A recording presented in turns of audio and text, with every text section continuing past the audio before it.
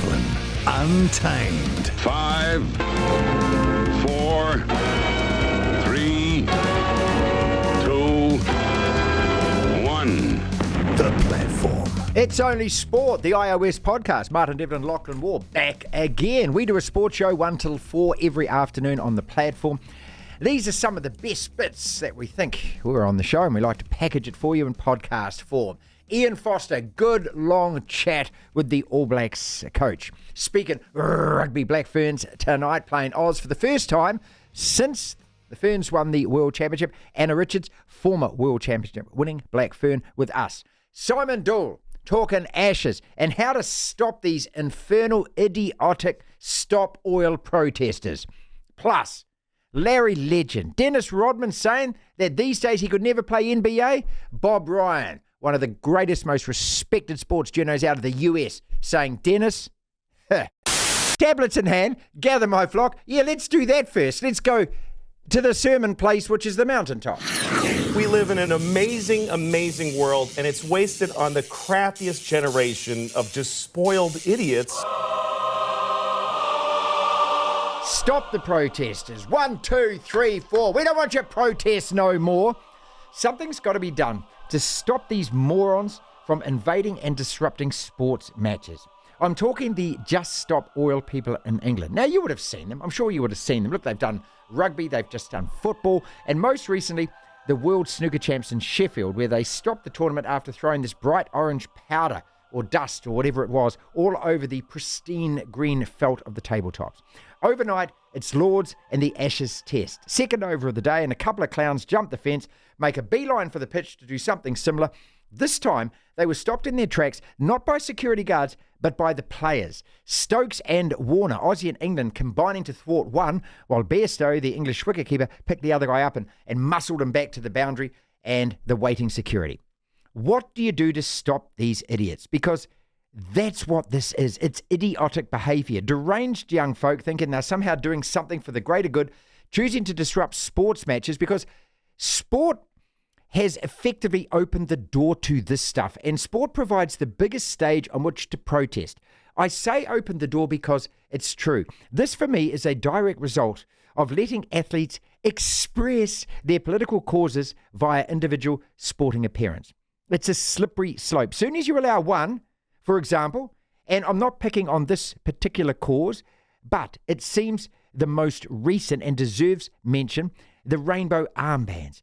The landslide has started, and I believe it's a direct result of this. The rainbow armbands, a lot of players are wearing that they were wearing at the World Cup and so forth. You see, what it means is that as soon as another group of protesters see that, it legitimizes themselves and their actions. The JSO protesters are seriously misguided. Look, they're very serious young folk, and they believe they have the right to usurp yours. They think they've got the right to disrupt what you're doing because their cause is so worthy, it's so necessary, your individual right of enjoyment of an occasion in peace is not nearly as important as their right to stuff their belief down your neck. I fear for live sport. And I fear what is going to happen and how far these people are going to carry their protests, the lengths they will go to. Just like the hand gluers to the motorway crowd in Wellington. Look, let's not forget, and I got to acknowledge, I have been a hell protester in my younger years. I protested all the time about all kinds of things. But years later, this behaviour is actually wrong. Espouse your cause, express your beliefs, but if it means disrupting the social enjoyment of tens of thousands of other people just because you think you got a goddamn right, well, that's wrong. And now's the time for the rest of us to remind these people that maybe they have picked the wrong fight. Devlin. What do you want? We want information. Information. You won't get it. The Platform. Sports news headlines, Lachlan, before Ian Foster joins us. I'll start off with some All Blacks related news. Do you remember when the Hurricanes and the Crusaders played? I guess it was last month. Was it early this month or last month? Would have been early this month when they played each other in Wellington last game of the regular season. And Dane Coles and Cody Taylor had a bit of a jib and a jab at each other and whatnot. Well, Dane Coles was speaking to media in All Blacks camp, and he's assured there's no animosity between the two. I wouldn't have expected there to be. No, I wouldn't have either. Coles has made it clear there's no lingering issues between himself and Cody Taylor, who I believe are great mates, and geez, didn't they both play at the same club in Wairarapa or around that area? I could be wrong, but I think so. Anyway, this is what Dane Coles had to say. "Nah, I've got my own room," he quipped. "Me and Codes had a hug. We're all good. We're good mates, so we make sure we leave it on the field, but I'll watch out. He might get me in training." No, it is. It's just a bit of banter going a little bit extra on the field. Exactly. The wind-up merchant, Coles versus Cody Taylor, and he upset him at that time. He did. Full-time Olympic gold medalist Simone Biles will return to competition in early August at the US Classic in Chicago. Her first event since the 2021 Tokyo Olympics. Biles will take part in the single-day event. She's a gymnast, of course, on the 5th of August after withdrawing from several events at Tokyo and sitting out the past 2 years. And I believe when she did sort of call this break from competition, it was just to do with mental health and stepping away from the sport and whatnot. But one of the greatest gymnasts of all time, she's back in action in August. One of New Zealand's best ever netballers has returned to the Silver Ferns in an unfamiliar role. World Cup winning captain Laura Langman has joined the squad for an Auckland camp as they prepare to defend the title she led them to in 2019. She's just in the background though, just sort of a I'll help you out if you need. I'm here to call on if you need me sort of role. Ashes cricket, Steve Smith has scored an unbeaten 85 to guide Australia to 339 for 5 at stumps after the first day. England wasted favourable bowling conditions on the first day of the second Ashes test at Lords. Alex Carey's also there. He's unbeaten on 11. David Warner managed to get 66. Marnus Labuschagne 47. England pretty poor with the ball. 2 wickets for Josh Tongue, who I haven't heard of until now, and former captain Joe Root. Now, as you mentioned, Martin, there are a few protesters who I think we can also just pissed off viewers and attendees at the ground as well. The removal of the Just Stop Oil protesters came despite the players being advised not to interfere with protesters. I guess that they're talked to by event organisers and whatnot before the match starts and told if should this event happen, don't engage, but they did anyway. 3 people were arrested after. Well, they had to, Lachlan, because if they didn't, though, they would have got to the pitch and they would have sprayed the orange on the pitch and that would have delayed the game. That's the second half of my story. Oh, sorry. So you just ruined my story. Right, 3 people were arrested after orange powder was thrown onto the outfield. Of the 2 protesters that made it onto the field, one was carried away by Bairstow and another stopped by Ben Stokes and David Warner. Warner saying that the reason they intervened was that they were concerned about the damage that caused to the wicket by such orange powder. So there you go, Martin. Football transfer news. Arsenal have agreed a deal worth £105 million to sign West Ham's England midfielder Declan Rice.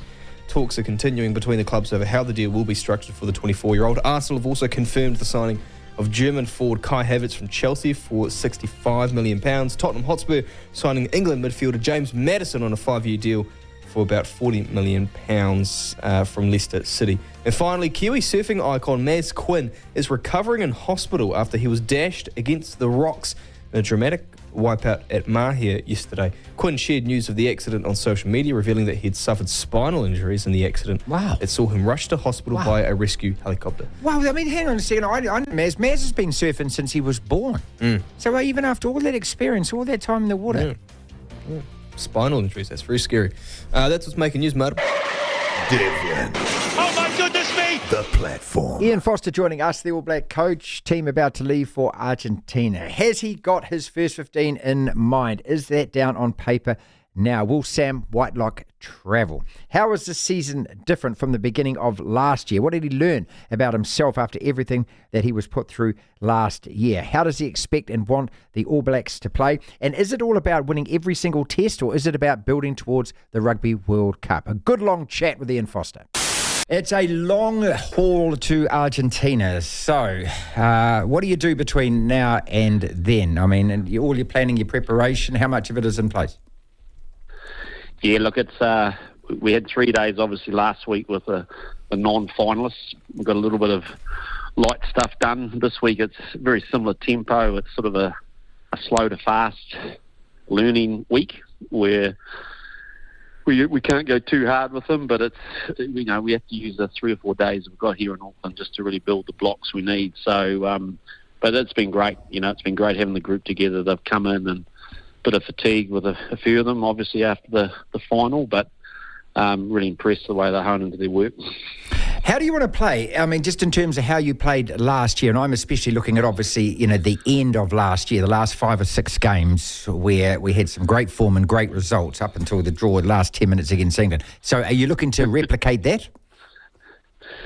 Yeah, look, we certainly are. We really started to get things going the way we wanted. I think when you restart, you've got to make sure you can't make assumptions that you're going to pick up where you left off. But certainly, we've got to re-establish some big boulders in our game in terms of, the quality of our set piece, the quality of our driving play, and I think the quality of our breakdown work. And they were some areas that we put a special focus on, and so that's going to be a non-negotiable for us again, and something that a lot of work's gone in. And then after that, I think it's really about creating a structure and a mindset of attack that is based on space rather than just playing through different sort of pods and structures. And so we're just trying to release that a little bit in this group. So is that, if I can interpret that is like you think that as the All Blacks, we have to play differently against these opponents that we're going to face right now, then into the World Cup. We have to play our own brand of rugby as opposed to trying to outdo them at theirs? Yeah, I totally agree with that. I think we're in we've got an attacking mindset. We always have. It's how we want to go into this year, and we want to make sure that we don't overstructure our game, that we end up becoming a little bit too robotic in what we do. And so it's a matter of, just empowering players to when we see space, to actually look at taking it and making sure that we've got the skill set and the support systems to back those decisions. So it sounds a bit technical, but it's actually trying to make the game a little bit less complicated and straightforward. And as long as we look after the ball and with the breakdown and our ball carrier work, then that gives us confidence to really just back ourselves to make those sort of decisions. So that's that side of the ball, Marty. And I think the other side of the ball is, we've just got to, I think, ramp up some of, our accuracy and intensity and how we defend. We're a good defensive team, but I think there's another couple of cogs in us in that space, and certainly going into the World Cup, that's going to be a massive focus for us. Ian Foster's with it. Foz, is it about winning every single test match from here, or is it about building towards the World Cup, or do you separate the two? How do you do it? Yeah, look, it's the All Blacks. It always is, isn't it? It's always about winning every test, and I think you can fudge it and say you want to build, and it's all about the World Cup, and let's be honest, we all know it's the trophy that really matters for us at the end of the year. But I think for us, the best way for us to prepare for that is to go in with we want to play well, we want to be dominant from test one, and I think we want to use these opportunities ahead of us to the Rugby Championship, the Bled, and that game in London against South Africa to really test our combinations, to challenge ourselves. And I don't think you really test yourself well enough if you give yourself a mental out of saying the game doesn't matter. So I think it does matter for us. I think going into this Rugby Championship fully loaded and from a mindset perspective, and we want to attack, we want to play well, and we really think it's important for us to do that, to climb on that plane and go to France in the right state.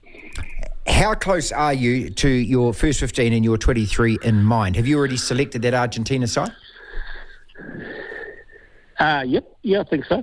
I think we've certainly got it penciled on my spreadsheet. I've probably got a bit of convincing to do with a few other people, but no, we're pretty set on that.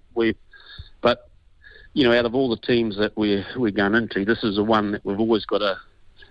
We'll have some final conversations on the weekend and when we're in the plane and get that nailed, because we really do have to assess where players are at this week, and we're looking at how much energy. There's still a few niggles that we've got to get on top of. It's stopped a few people training, so all those variables will come to play. So I think the Argentinian game the plan will probably change a little bit than perhaps what we started with, but hopefully after that, from South Africa onwards, we're able to really get settled into our work. You got the All Black coaching job, man. This is the best job. I mean, all of us want to think we can be the All Black coach ahead of a World Cup. This should be fun, shouldn't it? Absolutely. it's a chance for us to test ourselves on a world stage. We love that. We actually crave those opportunities, and it's and that's the mindset that this group need to develop as we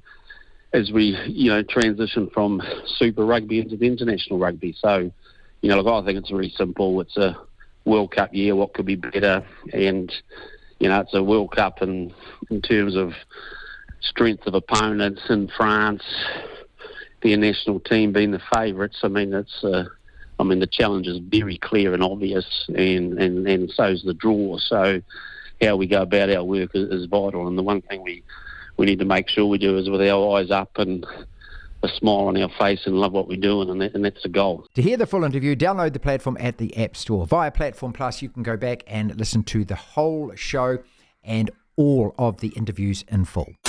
Next! And I go next. Next! Lachlan, many questions after talking to Foz there. Do you have confidence in him this year as All Black coach? And will you stop talking about Razor until next year? I don't talk about Razor. I don't talk about either of them. I'm sick of the All Blacks. No, you're not, mate. No, I'm not. I Love love the All Blacks. And when that World Cup kicks off, I'll be just screaming and wailing and chanting away and whatnot. And should we manage to watch them win a quarterfinal, then maybe win a semi-final, I'll be I tell you what we'll be doing. We would be right in that train. To the bandwagon. I called it from day Let's one. go. Fozzie's the man. I do have confidence because I do think when it comes to international teams, the coach can only do so much. I think he's as much of a man motivator than he is of a spectacular tactician, if that makes sense. And I do think there is something amongst the playing group that have been in the All Blacks the last couple of years under Fozzie that really feel a sense of, especially the senior players, a sense of loyalty and from their determination to go to that World Cup and in the lead up to make the lead up as good as possible, go to that World Cup and do whatever they can to win it. Next! I think there's a real connection between, by the time that tournament comes around, there'll be a real connection amongst the playing group. If you go through last year's results and you pick and choose and say, yes, I like that bit against South Africa. I like the way we demolished Argentina here at home. I like the way that we put so many points on Australia at Melbourne before it all went haywire. I like the fact that we were comfortable against Japan and Wales and Scotland. I love the fact that, up until the last 10 minutes of the England test. If we cherry pick, does that give you the confidence that we can beat every team that we play this year? Well, no, because all of those games were good and then they weren't. That's the problem, isn't it? Yeah. How many times were we really consistent throughout the year? When's the last time we had a full 80-minute proper good performance? Well, I think in Joburg, I think that's the one. That's the one that stands out to me because of the desperation of that. Yeah, but we were both... But that was a good team we're playing. Well, very untidy. Both teams were very untidy in that game. Do you concur with what he's saying about space, about using space, about appreciating space, about playing a different style than the other teams, and how essential is that? Yes, because I think you've got to play your own style. I think it can be you can hamstring yourselves like crazy if you're so worried about trying to beat other teams at their own game. You've got to play your own style. We're not going to beat Ireland playing like Ireland. We're not going to outmuscle their fullback. Yeah, it's the same with the Springboks and England. I mean, for decades we haven't beaten the Springboks when we have because we've decided to double up our weights at the gym. Run them off the bloody feet is how we beat these teams. Smarts is how we beat these teams. As long as he's not changing up the style of this team too much from what he's been coaching in the last couple of years. I don't think that's what he was saying. But if that's what he's doing, okay, that's concerning. But assuming that they're focusing on themselves, they want to play their style, their brand, and as long as he's not saying something, which I don't think he was. Well, what he's saying is he's saying that boring test match rugby where it's all about pods, isn't it? Well, it's all about pods, do you remember what Shag said said at the 2019 World Cup? We're here to teach the world how to play rugby. No, see, I didn't like that aspect. Yeah. There was a sense of arrogance when Shag said that. I don't think there's that. We're not here to do anything other than win test matches.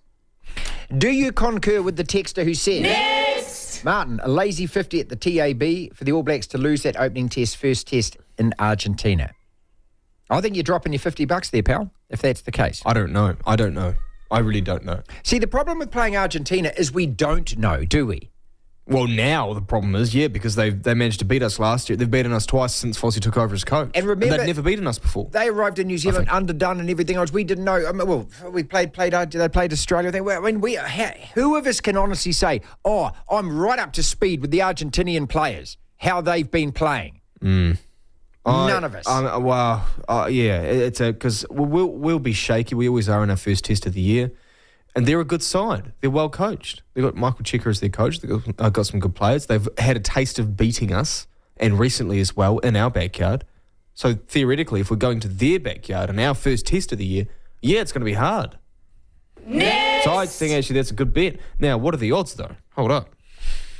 While you're finding those out, every game matters, he says, because it's an easy out otherwise. Mentally, if you think it doesn't matter as much, it's too easy an out. Do you concur with that from Ian Foster, that as far as the All Blacks are concerned, we still have to have this headspace where every single test match we have to win every single... exactly. Same. Because I think if you've got a headspace where you're looking for things and trying to get pieces and bits of pieces, and once you get to your fifth or sixth game of the year, you're wanting to pull all that together, well, that feels very incomplete and also just ridiculously stupid wishful thinking about trying to piece together an 80-minute performance. Like, if you get a taste of winning...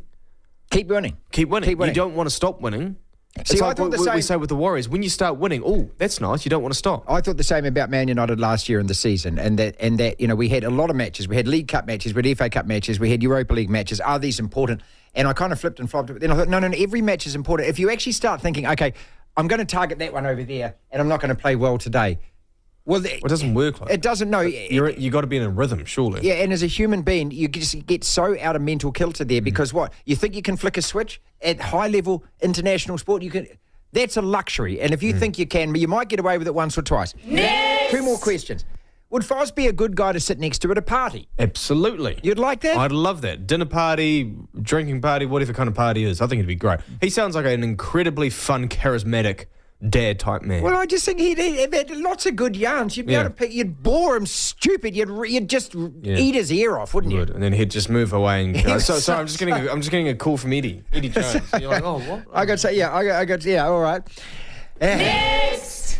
Then, quickly, tell me who is that team. Just the 15 that Ian Foster is going to pick to play against Argentina, because he did say that this team is on his spreadsheet right now. I'll tell you who I think it is, and then you tell me if any of them are wrong or why you disagree. Okay. I think the front row is De Groot, Samasoni, and Tyrell Lomax. I've got the exact same front I think the locks are Brodie Retallick and Scott Barrett, because Sam Whitelock is not going to play. Yep. I think that Frizzell, Ardy, and Kane are the loose forwards. And what, Kane at number 8? Sorry, Kane at 7, Ardy at 8, Frizzell at 6. Yeah, I've got Fino at 6. Okay. I think that's... Well, I've got Fino bracketed with Frizzell, I don't know. Aaron Smith and Richie Mwanga. Yep, I got that. Geordie and Rico. Yeah, I got that. This is going to be weird, my back three, but this is who I think he's going to select, okay, as opposed to who I would select. I think he's going to select Caleb. I think he's going to put Will Jordan on the right wing, and I think he's going to put Bowden at full back. I got that as well. I've got all of that.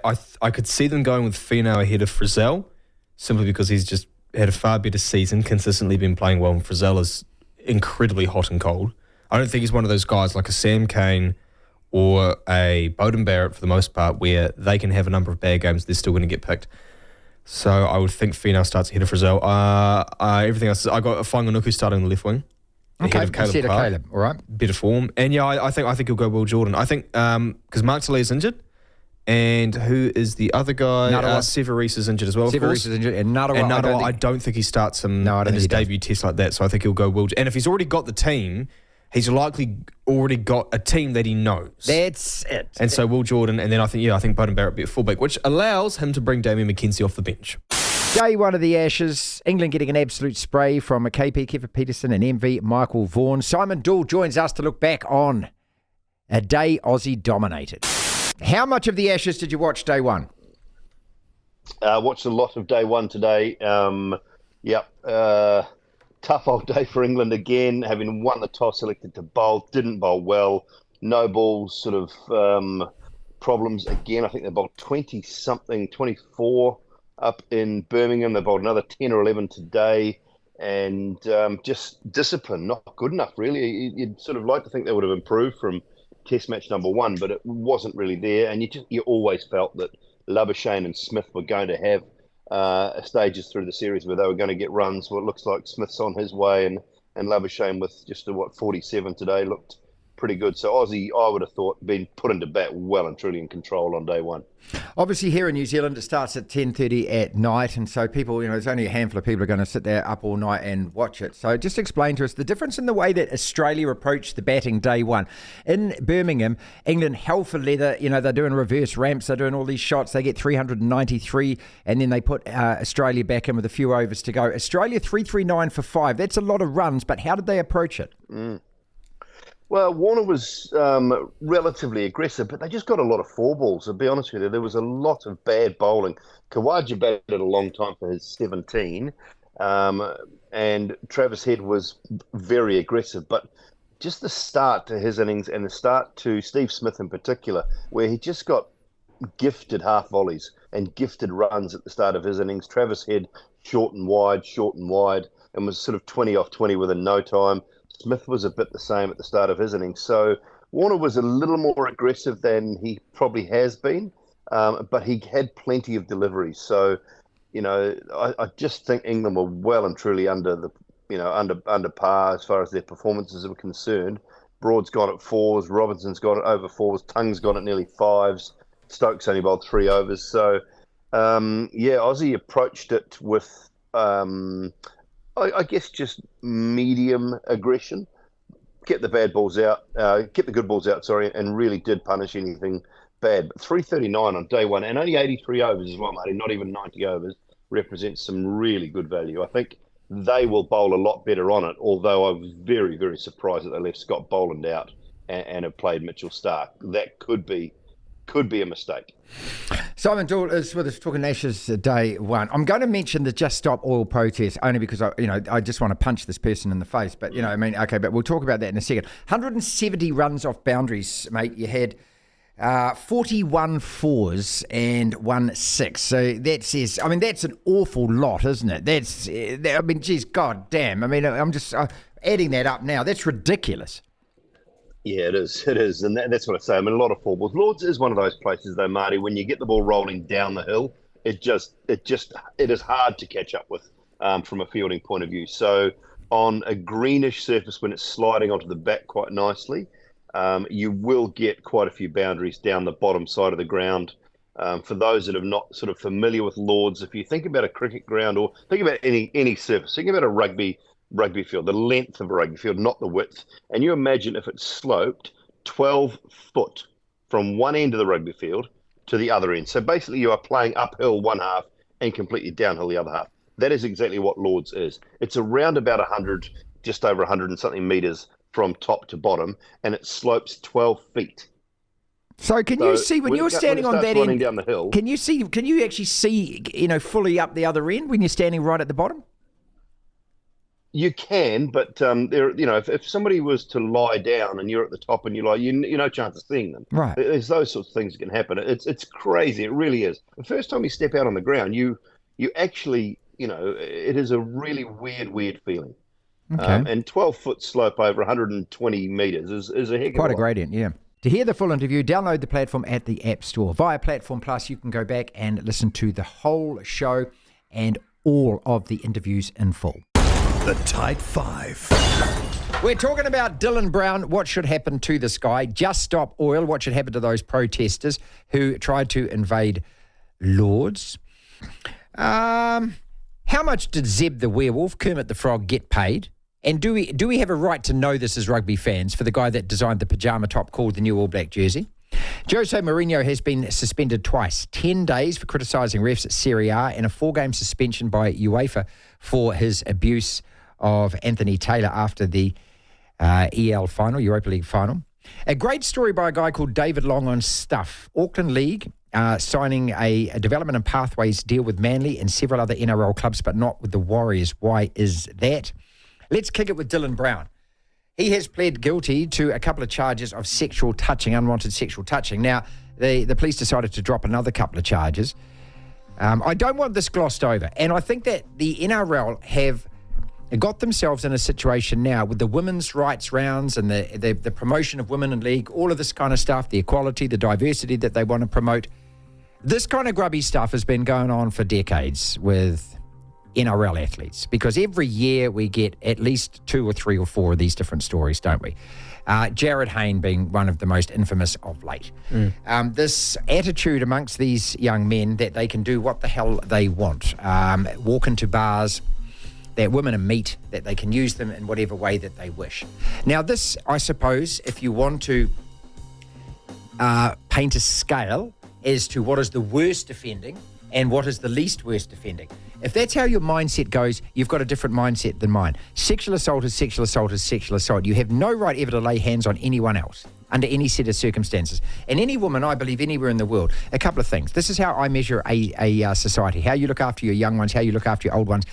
And women should be able to walk around whenever the hell they want, however the hell they want, at whatever time of the bloody night that they want, doing whatever the hell they want, and be safe from predators like this guy, Dylan Brown. Yep. So, what has to happen to him now in terms of the season? My wish is that he goes for the season. I don't want his career to be over, but I think the lesson is he has to now be banned for the rest of the season. And if the NRL don't, well then it's egg all over their face, and all of this women in league round bollocks is a load of bollocks, right? Yep, agreed. Is that as simple as it is? Yep. He'll have his own sort of legal stuff to sort out, which I'm sure has been determined, but I haven't seen what it is. But if I'm the NRL, I'm suspending him for the rest of the year. Yeah. He's committed a crime. It's a gross crime. It's a cowardly crime. I think anything that involves a man utilising himself in any manner to... Well, it's a physical bullying thing. He's taken advantage of his size. But to be domineering over a woman, whether it's beating them up, and whether doing it's sexually assaulting... So this woman has obviously said, no, don't do it, get away from it. I think it's the most cowardly thing. And one also, of the most cowardly things here's a a man guy, can when do. you look at the photos with his hat and his sunglasses on at 2 in the morning, he didn't leave the pub afterwards. He's so up his ass that he honestly thought that he would get away with it. I think the NRL should suspend him for the rest of the season. If I'm Parramatta, I'm tearing up his contract, and then once it gets to, I don't know, November 1st when he can negotiate with other clubs, let him do whatever he wants. What to do with the Just Stop Oil protesters? Because I believe that this is now a river that needs to be dammed, that these people, especially in England, are just taking advantage of the fact that those of us who love our sport are captive at an event. It's live, the cameras are there. This is, a way for them to maximise their own intent. But it is amongst the most selfish way of protesting. It's like the hand gluers on the motorway, and the fact that they get bail and they go and do it again just absolutely rides me. These guys aren't going to stop. And, the danger is like a guy Terry Alderman, if you look it up, he busted his shoulder doing this, trying to stop a guy running onto the field in the Ashes back in the 80s. Never really played again. That was the end of his career. Now, Ben Stokes and Dum Davey stopped one guy. Bairstow carried another guy off, because if they'd smeared or done all the orange dust over the pitch, that game was going to be delayed for however long it took to wash it off, dry the pitch and everything. They could have lost a day. How do you stop this absolute nonsense? Because these people genuinely believe that if we all stop using oil, that the planet's all of a sudden going to be a better place to live, and that there's no climate change or anything else. Just stop it, mate. Okay? Well, they're the same people who think that the world's going to end in 20 years because of the way we're living, which, as much as I certainly believe certain climate things to a degree, I don't think the Earth's going to blow up in 30, 40 years. I don't think that at all. Go and protest in India and China, the biggest polluters in the world. Yeah. Take your damn protests to China and see how you get away with it. Yeah, what do you do? Because can you just ban them from every single sporting event in England? I mean, it's going to be so hard to keep track of them. Well, they've got brilliant facial recognition technology. But they don't have it at every single sporting stadium or arena, do they? And so who covers the costs for that to install it? I don't know, taxpayer. What is an appropriate punishment? For the people that get caught, convict them in some manner of being disruptive of a public event. But I don't know. I mean, then do you sentence them to some form of community service or something? Do you get them to pay a whole lot of fines? I'd like to see hard labour. I'd like to see some of that. I'd like to see them carted off to the country and be farm workers for whatever it is. Doing something that actually involves physical labour, and also their passports get confiscated until further notice so that they never leave the country. Those two things for a start. I mean, if you find them, what's going to happen is all the other dickheads who believe in this silliness are going to probably pay the fine. So, do we have a right to know how much they paid Zeb the Werewolf to design those ridiculous-looking new All Black jerseys? Well, we don't have a right, but I'd love to know. But we're the shareholders, we're the stakeholders, aren't we? Are we? Are we?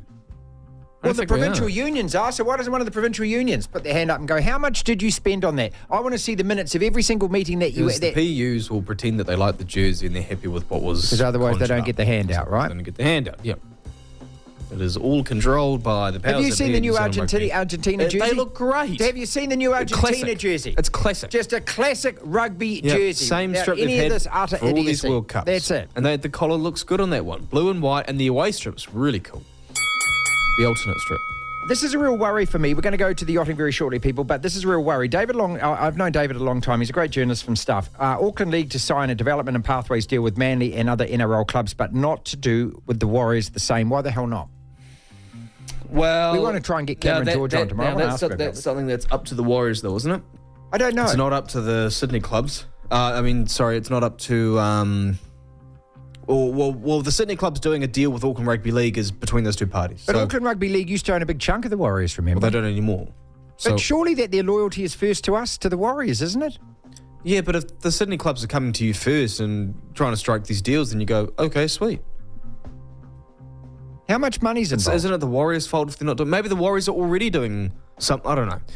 I don't know how much money's I heard involved. that there's 500 kids leave Auckland a year to Yeah. go to Sydney Yeah. to try Well, and make it. 'cause That's a lot of young athletes, isn't it? It's like what we were saying either earlier this week or last week about Campbell Wright, the Kiwi biathlete who decided to go to the US. And he said, well, look, the resources are just better over there. I'm going to represent New Zealand instead of the US instead of New Zealand now. And we said, yeah, go. I mean, it's if just their like- resources... It's the same with the NRL clubs in Sydney. But the player drain is just something that has just been... That is a job that is for New Zealand Rugby League to try and stop. Maybe New Zealand Rugby League can step in and tell Auckland Rugby League, hey, stop. Finally, then, just quickly, Dennis Rodman says Larry Legend couldn't play NBA today. Is this No, he's just... No, come on. Why would he be saying that again? Why would he be Because bringing... he doesn't like Larry Bird. Because Larry Bird kicked his butt? Yeah, for a couple of years in the 80s there. Yeah, that's right. Yeah. Before Rodman and his Pistons eventually took over as the team in the East. Yeah, but they didn't... Did they knock the Celtics off, though? They didn't, did they? Not really, but No. Look at the way that Bird played, the peripheral vision, the absolute genius of the way he could see where his teammates He did were. everything. He did everything. He was a brilliant passer of the ball. He put other guys in space. He was a brilliant teammate. His basketball nous, they reckon, was second to none. Yep. I mean, Rebounded, hustled, defended. and he never shot threes because they didn't really shoot threes in those days. You But imagine him now. He is one of the 2 or 3 best shooters of all time. You imagine now if the way that the players are protected and he was able to shoot threes and put up 12 to 15 This a is a game. bloke who, in the incredibly physical 80s, he's right-handed, said one game, I'm going to shoot left-handed. That's and he right. got like 47 points. Exactly right, wasn't it? With his weaker hand. Yes. And he won't do well in the modern game, where they don't play defence. Okay, 2:18. Let us talk to Bob Ryan about this.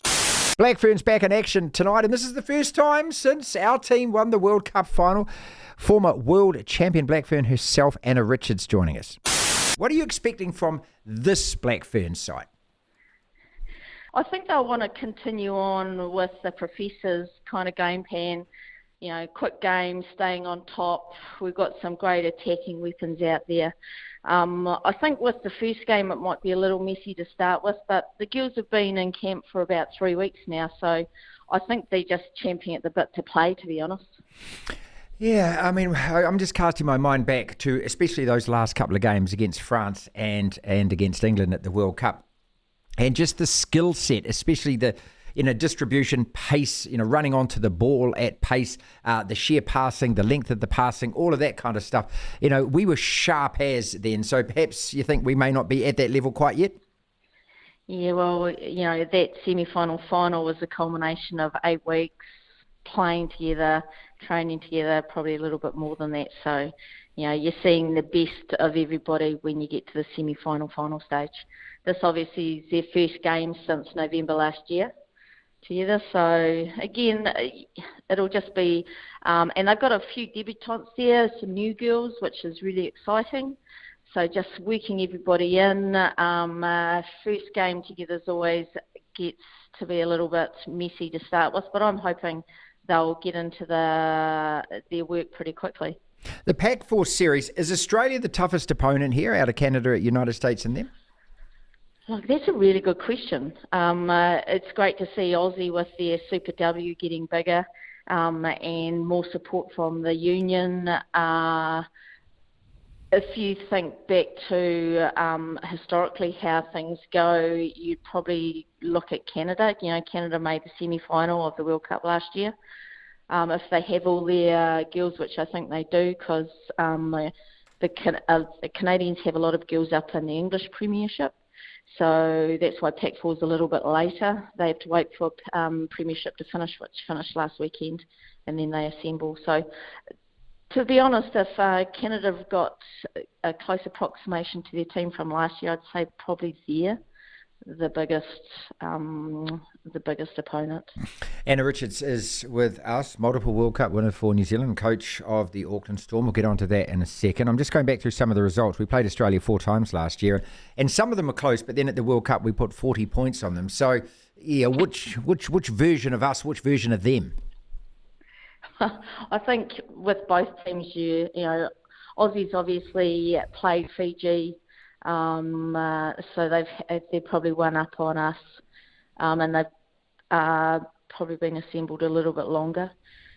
So again, because it's, you know, first game together, I think you'll see both teams working into their game plans.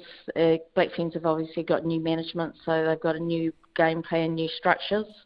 So it'll be getting familiar with that in a test match atmosphere under pressure, which is a little bit different from doing it in training. So, you know, I think it'll be a great game. Yeah, look, and there's so many interesting aspects to it, isn't it? And especially around the coaches as well. I mean, you've gone from the Holy Trinity there, and we've got a brand new lot at the moment. I don't suspect that they will try and change too much too quickly. No, I mean, you don't want to change too much too quickly. And obviously Bunce was involved last year, so I think you'll see some continuation with that. Mike Delaney, attack coach. Obviously, I think he's a guy with a great rugby head on him, and he's a good coach. He's been doing really well at NPC level. So I think you'll see not too widely different game plan, but just some different tweaks here and there, to be honest. And we had Georgia Ponsonby on the program yesterday, and I was just talking to her about, you know, the euphoria, and you've gone again through this. You know, when you become a world champion, then the next bit, you know, it's natural to expect, I don't know, and some kind of emotive drop off or something. I mean, because you've just gone so high. How do you kind of replicate that? Because you want to. Good answer. You want to go and you want to be a world champion again, and being a world champion, and it's a shorter gap because that last World Cup was a year late, so there's only a 3-year turnaround. So there's lots of work to do. You know, we only just bridged the gap with the English and French. You know, after that tough tour we went on at the end of. Was it 2021? Yep. Yeah, so, you know, that was a tough tour, and it showed that, one, we've got to play, and we've got to play high-quality games. You know, being in COVID and not playing quality games, whereas the English had 2-3 seasons of their premiership plus multiple test matches. We can't stay with players, so we've just got to keep on changing, evolving, and playing quality matches. That's our podcast for today. Thank you so much for listening. If you want to listen to the entire show 1 till 4 Monday to Friday, download the Platform app, and via Platform Plus you can go back and listen to whatever shows over however many weeks at your leisure, at your listening pleasure. Platform Plus. First thing to do though is download the Platform app. Devlin. Unbelievable. Incredible. The Platform.